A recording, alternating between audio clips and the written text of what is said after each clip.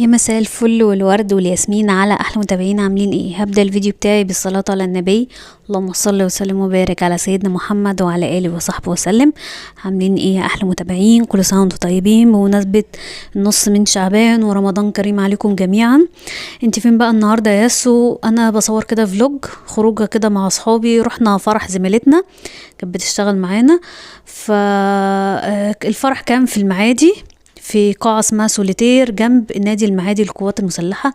القاعة تحفة، انا خدت لكم فيها جولة كده بس ما صورتش العريس والعروسة، يعني مش عايزة ان حاجة خصوصية بتاعتهم ان انا اطلعها على السوشيال ميديا، ولا حتى صورت زمايلي. صورت نفسي بس ما صورت زمايلي. يعني ما حبيتش ان يعني يطلعوا على السوشيال ميديا ليه، مش حابين كده، فايه حاجة خصوصية بتاعتهم يعني براحتهم.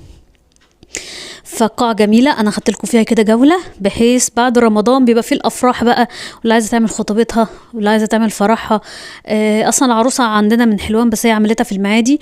هو ميكروباص واحد بس اللي احنا خدناه من حلوان لهناك، مش بعيدة يعني، مع ان الميكروباص كان خد مننا 12 جنيه. مش عارفة، المواصلات غليت قوي يا جماعة، انا كمان انا ما بخرجش كتير، فالمواصلات بقت اوفر او اسعارها بقت اوفر بسبب حوار البنزين ده، ربنا يرحمنا يعني. فالمهم القاعة زي ما انتم شايفين كده اوبن اير مفتوحة، هي حلوة اوي لافراح الصيف، لكن احنا تلجنا اصلا كان الجو ساقعة، بس حلوة يعني جديدة، ديكورات جديدة متنوعة. القاعة اللي احنا فوق اهي، وفي قاعة تحت اهي زي ما انتم شايفين بتطل على النيل، في كذا قاعة بقى وفي كذا. شايفين الكوشة عاملة ازاي؟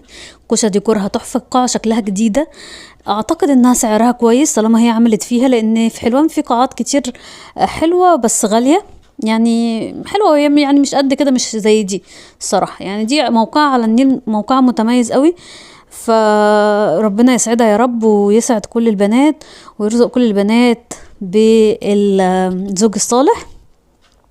طبعا البلطو الابيض ده معايا في كل المناسبات الشتويه، عماله اتصور وهم عمالين ينادوني يلا عشان نتصور، فعماله اقول لهم اصبروا ماشي انا جايه حاضر. منتهى الزن. دي بقى صاحبتي لولو، انا ما حبيتش ان انا اطلع صورتها يا جماعه، فنغبشت على وشها كده.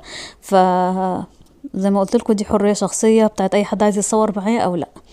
ده اللي كان الفرح اللي تحت، كان مولع الدنيا. طبعا انا شايله الصوت خالص، مش حابه زي ما قلت، نزلت انا على المنتدى، مش حابه اي محتوى موسيقى في قناتي عشان ما تبقاش ايه سيئات جاريه، مش حابه كده خالص.